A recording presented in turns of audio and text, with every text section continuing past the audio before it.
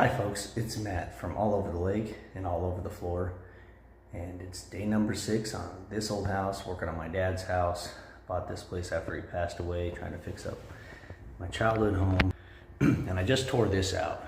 I'm going to put a new piece of wood in these cabinets. We're going to paint them. And you can see we've got the original here, which is kind of in bad shape, particle board. He tried to fix this, which that one's a little bit better shape, but this one was bowed in. And look what we got going on here, folks.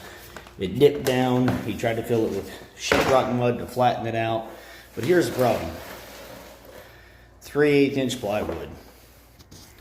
Now, I know from years of flooring experience, you want 5/8 inch or up to 3/4 inch plywood to hold your weight. And I've seen floors with 1/2 inch plank in them, 1/2 inch plywood, and I can't put tile on that stuff. It's not, there's too much deflection in it.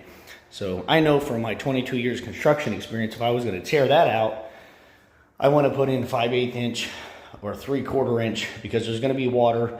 Those P-traps always eventually leak, or your faucets and stuff a little bit. So I want some nice durable stuff that's going to hold up.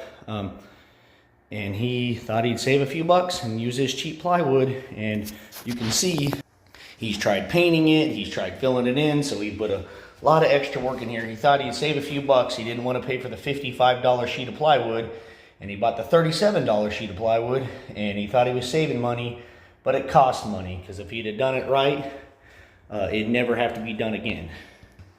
And I see that a lot. People buy $1.49 a foot plank vinyl, and it's 3 mil, super thin. The tongue and groove that holds it together is garbage, and it's like, well, that's great. You save $1,600 on your flooring, and you got your floors done for $7,000 instead of $9,000. But now in 2 years, when they start coming apart, when you have to redo that floor and pay for the labor all over again, you didn't save any money. And so, you know, sometimes spending a few more bucks can save you a lot of money in the long run.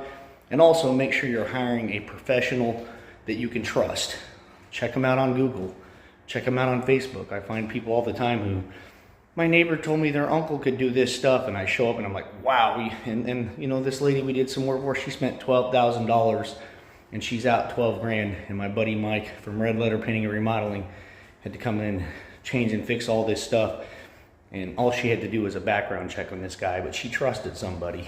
And unfortunately, I hate it. I hate when I show up and people are in those situations, because we're honest at Red Letter Painting and Remodeling and all over the floor. And I wouldn't want that done to me. So anyways, we're going to get at it. Got a lot to do.